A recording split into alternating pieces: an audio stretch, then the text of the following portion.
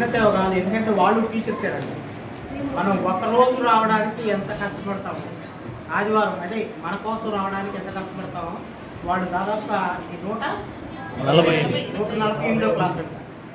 మరి సమాజ సేవ అంటే ఎంత గొప్ప విషయం అనేది ఒకసారి మాస్టర్ గారి టీంకి ఖచ్చితంగా క్లాప్ కొట్టాలి.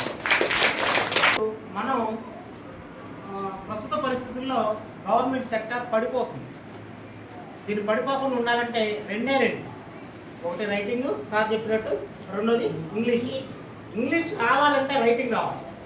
ఎందుకంటే రైటింగ్ రాసేటప్పుడే స్పెల్లింగ్స్ నేర్చుకుంటాడు పిల్లవాడు, నేర్చుకుంటాడు ఖచ్చితంగా. ఎవరికైతే రైటింగ్ బాగొస్తుందో వాళ్ళకి స్పెల్లింగ్స్ ఉంటాయి. కాబట్టి స్పెల్లింగ్స్తో సహా వాళ్ళకి రావాలంటే రాయటం అనేది అలవాటు కావాలి. నేను చిన్నప్పుడు నా సంగతే చెప్తాను. చిన్నప్పుడు రాసేలేక టైం అయిపోతుంది అని చెప్పి ఆడుకొని వచ్చేవాడిని, రోజు తనుకునేవాడిని. ఇప్పుడు సార్ వాళ్ళు చెప్తుంటే సార్ కావాలని నేను వచ్చాను. నా రైటింగ్ గాంధీ గారి రైటింగ్ అంటే దాటుతుంది, దాన్ని మార్చుకుందామని వచ్చాను. కానీ కూర్చోవడానికి నాకు ఎక్కువ టైం లేదంటే ఏదో ఒక ప్రోగ్రామ్ పిలుస్తున్నారు. కొంచెం మన ఉనికిని కాపాడుకోవడానికి ఖచ్చితంగా రైటింగ్ అవసరం. రైటింగ్తో పాటు మనకి స్పెల్లింగ్స్ కూడా అవసరం. మా మనలో అయితే మేము అన్ని టెస్టుల మీద ఒక 1500 నుంచి 1600 స్పెల్లింగ్స్ తయారు చేస్తాం. స్పెల్లింగ్స్ తయారు చేసి ఆల్రెడీ బుక్స్గా పంపిణీ చేసి స్పెల్ బీ లాగా పెడతాం. ఇది 3 years జరుగుతుంది. ఈ సంవత్సరం 4వ సంవత్సరం.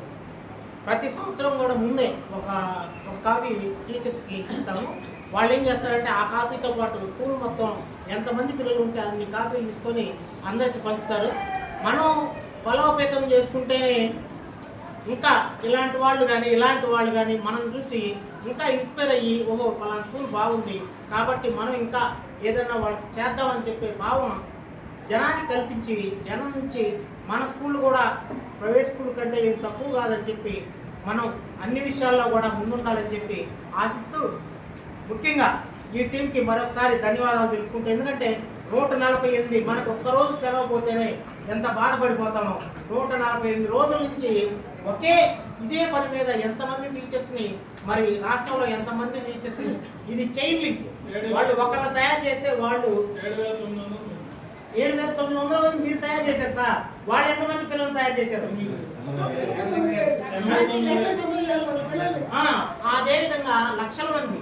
మరి ఇంతమందిని తయారు చేసే ఈ టీంకి ఇంకా ఎంతో మనం సహకారం. ఏంటంటే ఇప్పుడు మనమందరం కలిసి మనం గనక ఏ రోజుకి ఆ రోజు కనుక మనం చేసింది కనుక వాళ్ళకి పెడకెళ్తే వాళ్ళు ఉత్సాహంగా ఇంకా అంటే ఇంత కష్టపడ్డప్పుడు మనకి ఒక పిల్లవాడికి మనం చదువు చెప్పినప్పుడు వాడు రాకపోతే, నా రోజు చెప్పినా కూడా రాలేదనుకోండి, మనకేమనిపిస్తుంది?